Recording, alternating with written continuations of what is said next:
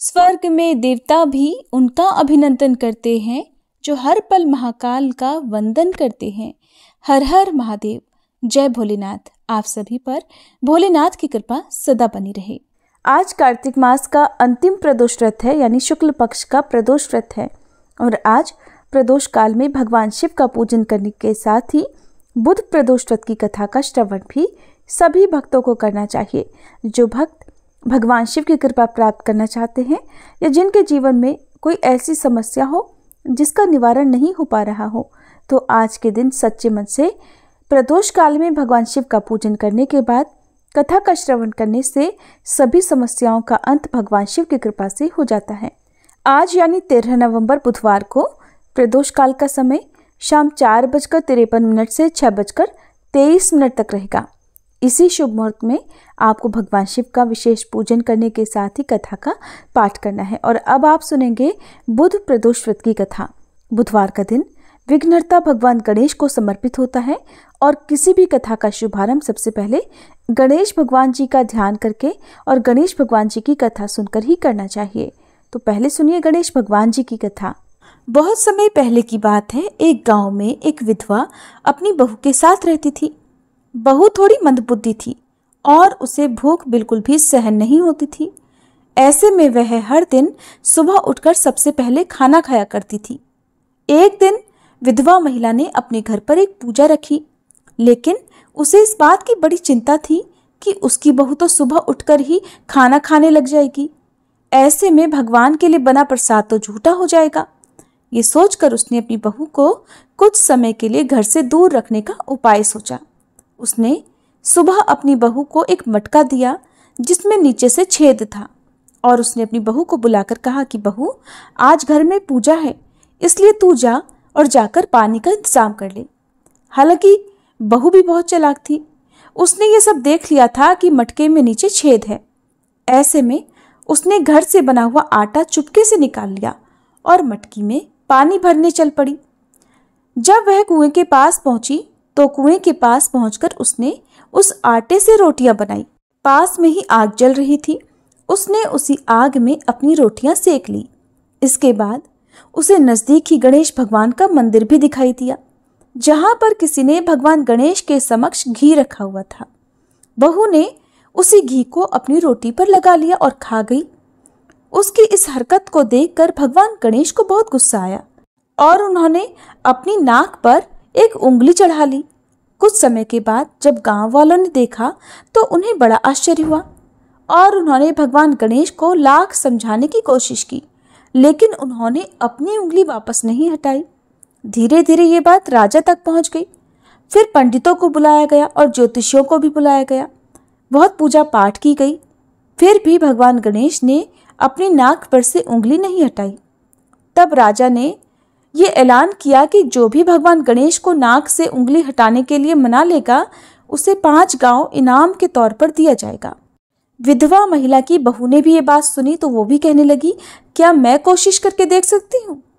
उसकी बात सुनकर वहां पर एकत्रित हुए सभी लोग हंसने लगे, क्योंकि अब तक लाख प्रयास करने के बावजूद भी भगवान गणेश का क्रोध कम नहीं हुआ था।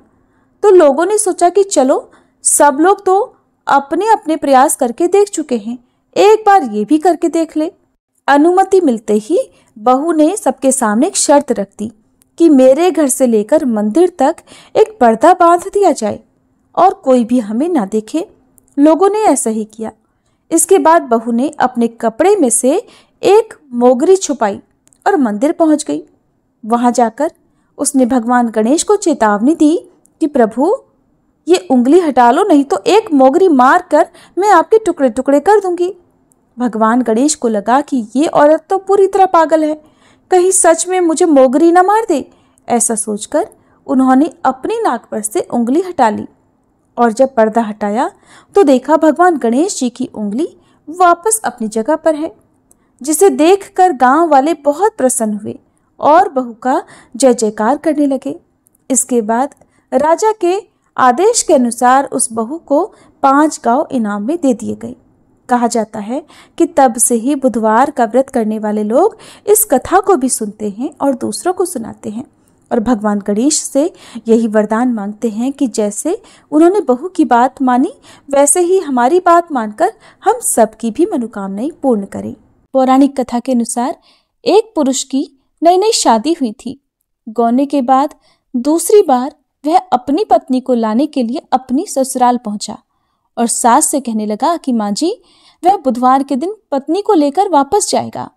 सुनकर ससुराल पक्ष के सभी लोग कहने लगे कि बुधवार के दिन मायके से लड़की का अपनी ससुराल जाना सही नहीं होता है, लेकिन वह नहीं माना। आखिरकार मजबूर होकर लड़की को उन्होंने भारी मन से विदा कर दिया। अब पति पत्नी दोनों बैलगाड़ी में बैठकर चल दिए। नगर से बाहर निकलते ही पत्नी को जोर से प्यास लगी और अपने पति से उसने पानी लाने के लिए कहा। जब पति पानी लेकर आया तो देखा कि उसकी पत्नी तो किसी पराये पुरुष के लाए लोटे से पानी पी रही है और खूब हंस हंस कर उससे बातें भी कर रही है। यहाँ तक कि वह पराया पुरुष तो बिल्कुल उसी की तरह दिख रहा था। ये देखकर पति को गुस्सा आ गया और वह पराये पुरुष से झगड़ा करने लगा। कहने लगा, ये पत्नी तो मेरी है। पराया पुरुष कहता, ये तो मेरी पत्नी है। दोनों के बीच में झगड़ा होता देख वहां भीड़ इकट्ठी हो गई। इतने में ही एक सिपाही आया और उस महिला से पूछा कि सच सच बताओ, तुम्हारा पति इनमें से कौन सा है? लेकिन महिला दोनों पुरुषों की एक जैसी शक्ल होने के कारण अपने असली पति को पहचान ही नहीं पाई और फिर वो नहीं बता पाई कि उसका पति कौन है। तब वह पुरुष भगवान शंकर से मन ही मन प्रार्थना करने लगा कि हे प्रभु, हे महादेव, हमारी रक्षा कीजिए। मुझसे बड़ी भारी भूल हो गई जो मैंने अपने सास ससुर की बात नहीं मानी और बुधवार को अपनी पत्नी को विदा करके ले आया। महादेव जी, मुझे क्षमा कर दीजिए। अब मैं भविष्य में कभी ऐसी गलती नहीं करूंगा। जैसे ही उसने सच्चे मन से प्रार्थना की कि दूसरा पुरुष अंतर्ध्यान हो गया और इस प्रकार पति पत्नी सकुशल अपने घर पहुंच गए। उस दिन के बाद से दोनों पति पत्नी बुध प्रदोष व्रत रखने लगे और इस प्रदोष व्रत के प्रभाव से उन दोनों का दाम्पत्य जीवन भी खुशहाल हो गया और समय आने पर उन्हें बहुत ही भाग्यशाली संतान की भी प्राप्ति हुई। इस प्रकार उनके सभी दुख महादेव ने दूर किए। इसलिए बुधवार को पड़ने वाले प्रदोष व्रत को रखने से महादेव अपने भक्तों की हर प्रकार की समस्याएं दूर कर देते हैं, उनकी सभी बाधाएं दूर करते हैं, उनके सभी कष्ट मिटा देते हैं और अपने भक्तों के जीवन में सुख समृद्धि और खुशहाली भर देते हैं। अब सुनिए भगवान शिव की एक और कहानी और आप सभी श्रोताओं से अनुरोध है कि इस कहानी को पूरा अवश्य सुनिएगा। एक समय की बात है जब श्री राम जी वनवास समाप्त होने के बाद राज सिंहासन पर बैठे हुए थे। उस समय माता पार्वती और भोलेनाथ जी विचरण कर रहे थे। भोलेनाथ ने देखा कि श्री राम जी के दादाजी का श्राद्ध का भंडारा हो रहा है। तब भगवान भोलेनाथ जी ने सोचा कि चलो मैं भी श्री राम के घर चलता हूँ, इसी बहाने राम जी के दर्शन भी कर लूंगा। तो भोलेनाथ ने माता पार्वती से कहा, हे देवी, तुम कैलाश धाम को जाओ और हमारे लिए स्वादिष्ट भोजन बनाओ, मैं बस थोड़ी देर में आता हूँ। माता पार्वती ने भोलेनाथ की बात मान ली और वे कैलाश धाम को चले गई। इधर भोलेनाथ जी पहुंच गए भगवान श्री राम जी के घर और ब्राह्मणों के साथ पंगत में बैठ गए और भंडारा ग्रहण करने लगे। आसन पर विराजमान सभी ब्राह्मणों को माता सीता ने पेट भरकर भोजन कराया। उसके बाद सभी ब्राह्मण भोजन करके उठकर चले गए, लेकिन भोलेनाथ बैठे रहे। भोलेनाथ भी एक ब्राह्मण के रूप में भंडारे में गए हुए थे। तब माता जानकी ने लक्ष्मण जी की धर्मपत्नी उर्मिला से पूछा कि सभी ब्राह्मण चले गए? तो माता उर्मिला बोली कि सभी ब्राह्मण तो उठकर चले गए हैं, लेकिन केवल एक ही बैठे हुए हैं। तब माता जानकी जी बोली, अच्छा कोई बात नहीं, थोड़े ज्यादा भूखे होंगे, इसलिए इन्हें अच्छे से भोजन करा दो। तब माता जानकी उर्मिला सहित अपनी सखियों के साथ भोलेनाथ को भरपेट भोजन कराने लगी। भोलेनाथ भोजन करते ही गए, खाते ही गए, लेकिन उनका पेट नहीं भरा, उनकी भूख शांत ही नहीं हुई और वे भोजन करते ही चले गए। माता जानकी जी की रसोई का सारा सामान खत्म हो गया, लेकिन भोलेनाथ तो उठे ही नहीं। तब माता सीता जल का लोटा लेकर भोलेनाथ के पास गई और बोली, बाबा ये जल ग्रहण कर लो। तब भोलेनाथ बोले कि देवी, जब आधा भोजन कर लूंगा तभी पानी पीऊंगा। अब तो माता सीता सोचने लगी कि लो, इनका तो अभी आधा भोजन भी नहीं हुआ और यहाँ रसोई घर का सारा सामान खत्म हो रहा है। तब उन्होंने फिर से सामान मंगवाकर उन ब्राह्मण देवता को भरपेट भोजन कराया, लेकिन भोलेनाथ तो रुकने का नाम ही नहीं ले रहे थे। इतनी ही देर में माता कैकेयी आ गई और पूछने लगी, क्या हुआ बेटी, तुम सब परेशान लग रही हो। तो जानकी जी बोली कि माता, सभी ब्राह्मण तो उठकर चले गए, केवल एक यही ब्राह्मण बचे हैं जो उठने का नाम ही नहीं ले रहे हैं। बताइए अब मैं क्या करूं। तब माता कैकेयी ने फिर से सामान मंगवाया। इतने में ही भोलेनाथ ने आवाज लगाई, लेते आओ, बहुत जोर से भूख लगी है। तब माता जानकी जी बोली, बाबा अभी तो आटा साना है, थोड़ी पूड़ी पका लूं फिर लेकर आती हूँ। तब भोलेनाथ जी बोले, अरे बेटा आटा ही ले आओ, मैं तो आटा ही खा लूंगा। अब तो भोलेनाथ ने आटा, दाल, चावल सब कुछ बिना बने ही रसोई घर में ले जाने से पहले ही समाप्त कर दिया। माता सीता हार कर दौड़ी दौड़ी श्री राम जी के पास गई। उन्हें परेशान देखकर श्री राम बोले, क्या हुआ जानकी जी, इतना परेशान क्यों हो। तब माता जानकी बोली कि हे प्रभु, सभी ब्राह्मण तो उठकर चले गए हैं, केवल एक ऐसा ब्राह्मण बैठा हुआ है जो कि सारे भंडार को खाली किए दे रहा है। राशन मंगवा कर लाओ तो रसोई घर में जाने से पहले ही बोरियों की बोरियां समाप्त कर दे रहा है।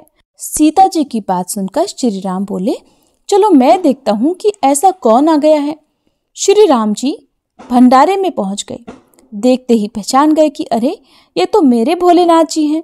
तब श्री राम ने भोलेनाथ को मन ही मन प्रणाम किया और कहने लगे कि जानकी जी, इन्हें तो कोई नहीं खिला सकता, इनको तो केवल अन्नपूर्णा माँ ही खिला सकती हैं। तब राम जी ने मन ही मन माता पार्वती जी को बुलाया और तब माता पार्वती जी प्रकट होकर बोली, क्या हुआ श्री राम जी, आपने मुझे क्यों याद किया। तब भगवान श्री राम बोले, माते ये बाबा तो उठने का नाम ही नहीं ले रहे, जरा देखिए तो। तब माता पार्वती जी बोली कि इन्होंने तो कहा था कि पार्वती तुम कैलाश पर खाना बनाओ, दोनों साथ में मिलकर खाएंगे, लेकिन मेरे स्वामी तो स्वयं यहाँ पर अकेले अकेले खा रहे हैं। तब माता पार्वती जी बोली कि चलो मैं देखती हूँ। तब माता ने एक लड्डू भोलेनाथ जी की थाली में रख दिया और भोलेनाथ उस लड्डू को खाने लगे। अब तो भोलेनाथ खाते चले गए, लेकिन लड्डू खत्म ही नहीं हो रहा था। भोलेनाथ सोचने लगे कि भला ये लड्डू खत्म क्यों नहीं हो रहा, ये तो जाना पहचाना लड्डू लग रहा है। भोलेनाथ जी ने सोचा कि ये कौन सा लड्डू माता सीता उन्हें खिला रही हैं। तब उन्होंने नजर उठाकर माता सीता को देखना चाहा। तब सामने माथे पर लाल बिंदी लगाए स्वयं अन्नपूर्णा माता पार्वती जी खड़ी थी। माता बोली, और कितने लड्डू रख दूं।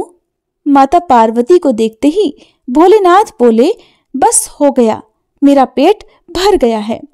भोलेनाथ जी अब उठ गए। अब उनका पेट वास्तव में भर चुका था। भोलेनाथ जी भोजन करके उठ गए। तब भगवान श्री राम जी ने सीता जी सहित भोलेनाथ और माता पार्वती जी का बहुत बहुत आदर सत्कार किया और भगवान भोलेनाथ ने प्रसन्न होकर माता जानकी को अखंड सौभाग्यवती होने का आशीर्वाद दिया। फिर भगवान शिव देवी पार्वती सहित अंतर्ध्यान हो गए। प्रेम से बोलिए शंकर भगवान की जय, माता पार्वती की जय, सियापति श्री रामचंद्र जी की जय।